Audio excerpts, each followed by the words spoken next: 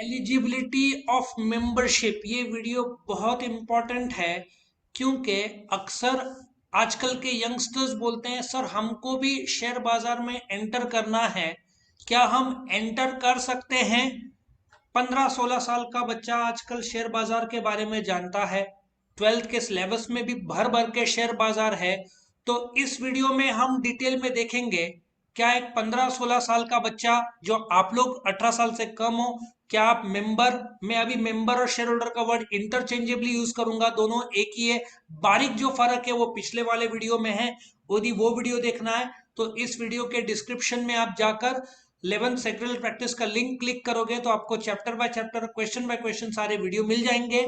और मेंबर क्या है, मेंबर और शेयर होल्डर के बीच बारीक फर्क पिछले वाले वीडियो में देख लेना। तो एलिजिबिलिटी ऑफ मेंबरशिप, अक्सर जो स्टूडेंट्स मुझे पूछते हैं कि क्या मेंबर बन जाएंगे, तो अभी कायदे समझते हैं क्या है। बेटा इसमें securities and exchange board of India जो शेयर बाजार को कंट्रोल करता है उसके भी कायदे लागू होते हैं। कंपनीज एक्ट 2013 के भी कायदे लागू होते हैं। सबसे इंपॉर्टेंट इंडियन कॉन्ट्रैक्ट एक्ट 1872, इधर दिया नहीं बट मैं बता रहा हूं, उसके भी कायदे लागू होते हैं। सो अभी यहां पे क्या बोला है कि आप मेंबरशिप बन पाओगे कि नहीं, या किस स्थिति में बन पाओगे। एनी पर्सन सुई जूरिस, सुई जूरिस लैटिन वर्ड है, मतलब इन इज ओन राइट। बेटा दुख की खबर है कि मेजर, अभी मेजर कौन है, जो माइनर नहीं। नाउ जहां तक मुझे मेमोरी में आ रहा है, section 11 of the Indian contract act 1872 में मेजर किसको बोलता है, जो माइनर, माइनर कौन है, जो 18 साल से कम है। तो सॉरी, माइनर जो 15-16 साल का बच्चा है वो मेंबर नहीं बन सकता। उसके गार्डियन, मतलब पिताजी या माताजी या कोई गार्डियन, लीगल गार्डियन, उसके नाम पे परचेज ट्रांजैक्शन कर सकते हैं। अब इस पे थोड़ा और डिटेल चर्चा मैं करना चाहता हूं। जो फिल्म लाइन या टेलीविजन लाइन में बाल कलाकार होते हैं ना, कुछ लोग बहुत अच्छे एक्टर्स रहते हैं। सलमान खान की मूवी में बच्ची कौन सी थी जिसमें वो पाकिस्तान की रहती है, कौन सी पिक्चर थी, मुझे नाम नहीं याद आ रहा है। नाम आपको याद आ रहा है? वो उसको लेके जाता है, हनुमान भक्त रहता है सलमान खान उस पिक्चर में, बहुत अच्छी लगी थी मुझे मूवी। सर बजरंगी भाईजान। बजरंगी भाईजान। उसमें जो बच्ची थी मुझे उसका नाम नहीं पता, बट मुझे लगता है वो 12-13 साल के ऊपर नहीं होगी। अब जब आप मूवी में एंटर करते हो एज एन एक्टर या एक्ट्रेस और एज अ माइनर, तो सेक्शन 11 बहुत क्लियर है भाई कि आप साइन नहीं कर सकते। प्रोड्यूसर और आपके बीच में कॉन्ट्रैक्ट होता है, ठीक है। तो याद रखना कि उस बच्ची के माता या पिताजी, ठीक है, ज्यादातर तो पिताजी साइन करेंगे उस कॉन्ट्रैक्ट को। क्यों? 18 साल से कम आपने कोई भी डॉक्यूमेंट में साइन किया होगा ना, प्लीज नोट, उसका लीगल वैलिडिटी इज जीरो। कोई भी 18 साल से कम साल का बच्चा रहा, उसका साइनिंग अथॉरिटी इंडिया में नहीं है। तो आप कितना भी बड़ी ऑटोग्राफ दो, लीगल वैलिडिटी उसका नहीं होता। सो एक माइनर मेंबर नहीं बन सकता। माइनर जो 18 साल से कम है, उसके guardian can by shares on his behalf, ठीक है। दूसरा, इंसॉल्वेंट।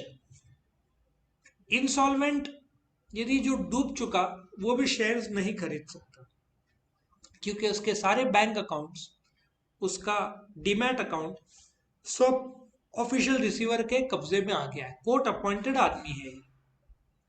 इसका संपत्ति होगा 60,000 बट कर्जा होगा लाख रुपया। तो इंसॉल्वेंट कौन है? जिसका संपत्ति कम है और लायबिलिटीज ज्यादा है। लायबिलिटीज ज्यादा, संपत्ति कम है, करेक्ट। तीसरा, इनसेन और लुनाटिक। सॉरी मैं एक शब्द यूज कर रहा हूं, इडियट। इडियट और लुनाटिक में फर्क क्या है? इडियट वो है, या इनसेन, इनसेन और इडियट वो है जो कंप्लीटली पागल है। सॉरी, पागल मतलब जिसका मेंटल बैलेंस खो चुका है। आगरा में मेंटल हॉस्पिटल है, मतलब वो सक्षम नहीं है फैसला लेने के लिए खुद। तो he is called as an idiot.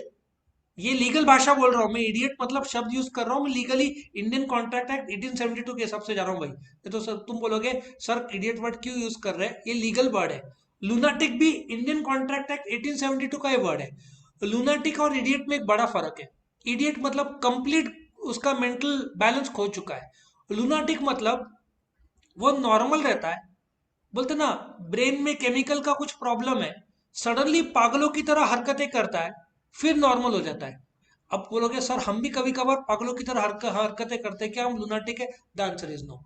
Lunatic मैंने देखा है एक इंसान को, एक लेडी थी, यदि वो टैबलेट नहीं लेती थी ना तो सडनली पागलों की तरह हरकतें करना शुरू कर देती थी, मतलब नॉर्मल बिहेवियर नहीं, ठीक है ना।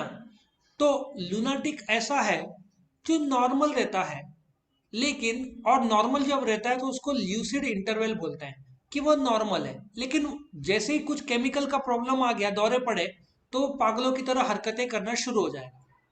वो लेडी जो थी सडनली, उस उनके हस्बैंड एक कंपनी में जॉब करते थे, वर्कर थे, सडनली वर्कर का जो ड्रेस पहन के बोलती थी अब मैं जा रही हूँ कंपनी में, विदाउट एनी लॉजिक, तो ऐसा हो जाता था, ठीक है। सो lunatic inability to enter into contact renders a person illegible for membership। अच्छा, अभी इसमें इंडियन कॉन्ट्रैक्ट एक्ट 1872 बोलता है लूनाटिक जब नॉर्मल है तो कॉन्ट्रैक्ट कर सकता है, जब जब उसको दौरे पड़ते तब नहीं कर सकता है। यहां पे इन्होंने पूरी तरीके से इनएलिजिबल बोला है, ठीक है। Foreigner, since the foreigner cannot enter into contract, foreigners cannot buy shares to member of an Indian company subject to the provisions of FEMA। FEMA allowed करता है टू एन एक्सटेंट, ठीक है ना। यदि वो आदमी रजिस्टर्ड है, डायरेक्ट शेयर तुम नहीं खरीद सकते, उसके कायदे हैं, वो कायदे फेमा, फेमा का फुल फॉर्म है foreign exchange management act. FEMA के पहले एक एक्ट था फॉरेन एक्सचेंज रेगुलेशन एक्ट। तुमको अमेरिका के शेयर बाजार में खरीदने हैं तो तुम अनलिमिटेड शेयर नहीं खरीद सकते, 50 लाख का लिमिट है। मतलब मैं अमेरिका का जो वर्ल्ड का सबसे नंबर 1 शेयर मार्केट है जिसको न्यूयॉर्क स्टॉक एक्सचेंज बोलते हैं, NYSE या नेस्डैक, ठीक है, वहां पे लिमिट है 50 लैक्स। वैसे ही किसी फॉरेनर को बाय करना है शेयर्स इंडिया में तो उसको फेमा बहुत सारे कायदे के थ्रू जाना पड़ता है, तो ही अप टू लिमिट अलाउड होता है, उससे ज्यादा नहीं। सो इंडिविजुअल में माइनर इंसॉल्वेंट इसके बारे में था। ऑर्गेनाइजेशन, क्या कंपनी, एक कंपनी दूसरे कंपनी के शेयर खरीद सकती है? द आंसर इज कंपनी एक लीगल पर्सन है। जैसे कि एक रिलायंस ने महिंद्रा के शेयर्स खरीदे तो चलेगा? द आंसर इज यस, क्योंकि कोर्ट रिलायंस इंडस्ट्रीज लिमिटेड को एक सेपरेट आदमी, सेपरेट इंस्टीट्यूशन मानता है, क्योंकि रजिस्ट्रेशन कंपलसरी है। कोऑपरेटिव सोसाइटी में भी रजिस्ट्रेशन कंपलसरी है, इसलिए वो मेंबर बन सकता है, कोई प्रॉब्लम नहीं है। लिमिटेड लाइबिलिटी पार्टनरशिप, LLP जिसको बोलते हैं, वो भी जुरिस्डिक्शन पर्सन है, वो भी मेंबर बन सकता है। अब HUF, अब HUF में तो रजिस्ट्रेशन कंपलसरी नहीं है, लेकिन HUF को एक्ट रोकता नहीं है, लेकिन आप हिंदू अनडिवाइडेड फैमिली के नाम पर शेयर्स नहीं खरीदोगे, आप कर्ता के नाम पे खरीदोगे जो कि HUF का हेड है, ठीक है ना। Partnership firm, since partnership firm का रजिस्ट्रेशन कंपलसरी नहीं है तो partnership firm ABC and sons नहीं खरीद सकते ABC एंड सन्स के नाम पे, बट A के नाम पे खरीदा जा सकता है on behalf of the firm, वो चलेगा। ट्रस्ट, सिंस ट्रस्ट रजिस्टर्ड है under the Indian trust act तो वो शेयर होल्डर बन सकता है। साई बाबा संस्थान रजिस्टर्ड है तो वो किसी कंपनी के शेयर्स खरीद सकता है। सो एलिजिबिलिटी ऑफ मेंबरशिप इन्होंने अच्छा दिया है, minor no, insolvent no, lunatic no, idiot लिखा नहीं है नो। अब लेकिन मुझे ऐसा बोलना है, लूनाटिक जब नॉर्मल रहता है तो शेयर्स खरीदना होना चाहिए, इन लोगों ने स्ट्रेट अवे नो बोला है। फॉरेनर ये subject to registration from FEMA, foreign exchange management act, उसके थ्रू तब यस, मतलब ये कंडीशनल है। Foreigner directly Warren Buffett India में नहीं खरीद पाएगा, पहले फेमा में के थ्रू रजिस्टर्ड होने के बाद। HUF खुद से नो बट कर्ता के नाम पे yes, company yes, cooperative yes, LLP yes. HUF खुद के नाम पे नो बट कर्ता के नाम पे यस, पार्टनरशिप खुद से नो बट पार्टनर के नाम पे यस। तो इस प्रकार से ये आपका बहुत इंपॉर्टेंट एलिजिबिलिटी ऑफ मेंबरशिप था। सॉरी आपको बुरा लगा होगा कि माइनर के तौर पर शेयर्स खरीदा नहीं जा सकता, लेकिन फिर भी मेजर के नाम पे आप पापा के साथ जाओगे तो कुछ ना कुछ पॉसिबिलिटीज शेयर बाजार में आपको मिल जाएगा।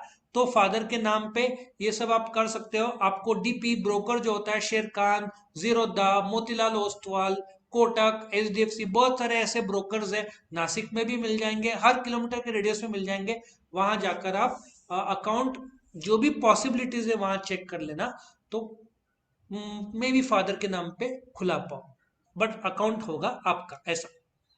वीडियो पसंद आए तो लाइक करना, फ्रेंड्स के साथ शेयर जरूर करना, चैनल को सब्सक्राइब करना, और वीडियोस देखने हैं तो इस वीडियो के डिस्क्रिप्शन में 11 सेक्टोरियल प्रैक्टिस के लिंक को क्लिक करोगे तो chapter by chapter, question by question सारे वीडियोस मिल जाएंगे। Thank you for watching.